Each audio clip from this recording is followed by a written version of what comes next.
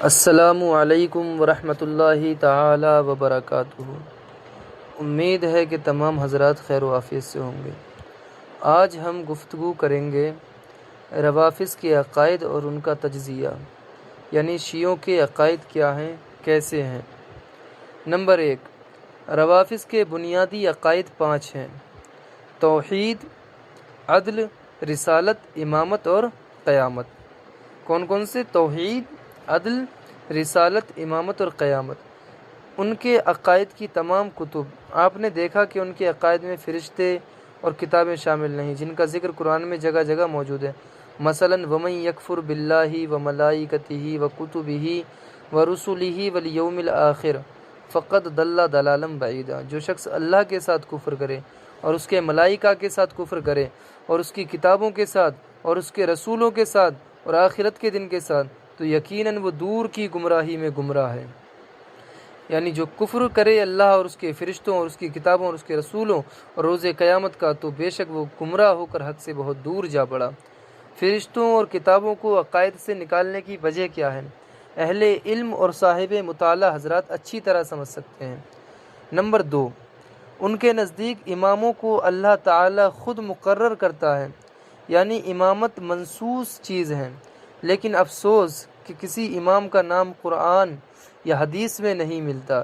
اس مقام پر اللہ کریم نے ان لوگوں کو اس قدر لاجواب کر رکھا ہے کہ تحریر، تقریر اور مناظرہ ہر میدان میں شکست خوردہ ہیں، مگر اس دلچسپ سوال کا جواب ان کے پاس نہیں ہے۔ بلکہ اماموں کے اپنے درمیان امامت کے مسئلے پر اختلافات بلکہ فسادات بھی ہوئے ہیں۔ ان جھگڑوں کے موضوع پر ان کے علامہ علی بن حسین اصفہانی نے کتاب مقاتل الطالبین لکھی ہے، جو نہایت دلچسپ کتاب ہے۔ اسی امامت میں اختلاف کی وجہ سے ان میں بہت سے فرقے پائے جاتے ہیں، جیسے اثنا عشرہ، اسماعیلی، زیدی وغیرہ۔ اگر امام کو اللہ مقرر کرتا ہے تو پھر یہ جھگڑے کیوں؟ نمبر 3، ان کا عقیدہ ہے کہ نبی کریم صلی اللہ علیہ وسلم کے بعد ائمہ اہل بیت معصوم ہیں، مامور من اللہ ہیں، اور ان پر وحی آتی تھی اور وہ معجزات دکھاتے تھے۔ شاہ ولی اللہ محدث دہلوی رحمہ اللہ لکھتے ہیں کہ میں نے روحانی طور پر نبی کریم صلی اللہ علیہ وسلم سے پوچھا تو آپ نے ارشاد فرمایا کہ ان کے عقیدہ امامت پر غور کرو۔ میں نے غور کیا تو مجھ پر واضح ہوا کہ ان کی یہ سب باتیں ختم نبوت کا انکار ہے۔ الانتباہ، صفحہ نمبر 9۔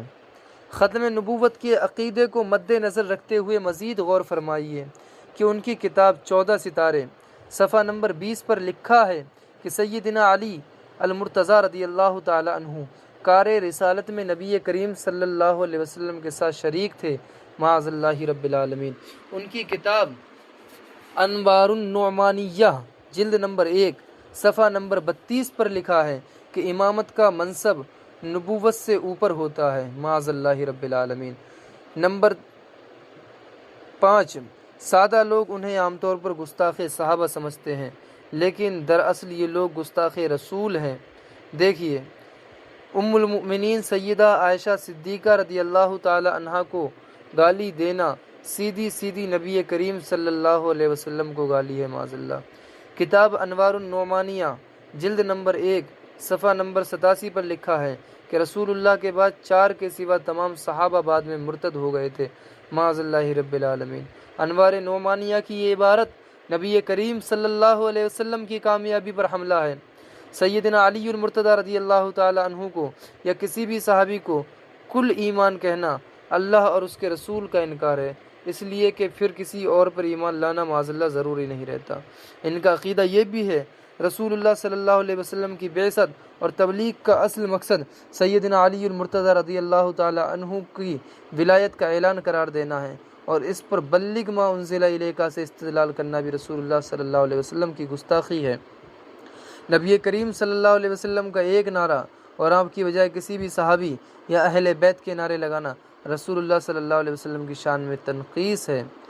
حضرت علی مرتضیٰ رضی اللہ تعالی عنہ کو حامل لوائے حمد کہنا اور آپ رضی اللہ تعالی عنہ کو ساقی کوثر کہنا نبی کریم صلی اللہ علیہ وسلم کے خصائص کا انکار ہے۔ اللہ کے سوا کسی کو نبی کریم صلی اللہ علیہ وسلم کا مشکل کشا کہنا اور اسی طرح اللہ کے سوا کسی بھی ہستی کو نبی کریم صلی اللہ علیہ وسلم کا آسرا کہنا حبیب کریم صلی اللہ علیہ وسلم کی شان پر حملہ ہے۔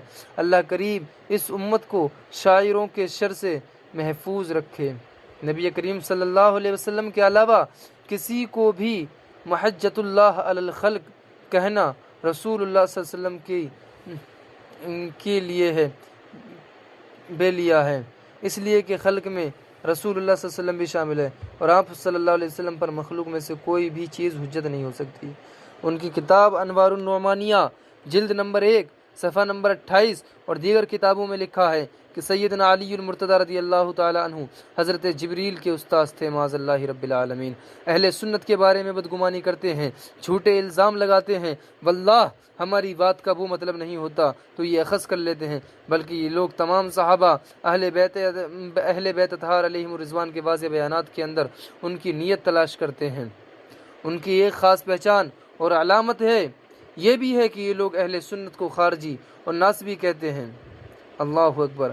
شرح اعتقاد اہل سنت مصنفہ امام علی بن مدینی جلد 1 فتاوی رضویہ جلد 15 صفحہ نمبر 72۔ اہل سنت چونکہ امام کو خود نسب کرتے ہیں اس لیے روافض انہیں ناصبی کہتے ہیں۔ غنیت الطالبین جلد نمبر 1 صفحہ۔ ان کا ایک فرقہ حضرت امام زید کو امام مانتا ہے مگر حضرت ابوبکر رضی اللہ تعالی عنہما کو گالی نہیں دیتا، انہوں نے اس فرقے کو بھی ناصبی قرار دیا ہے۔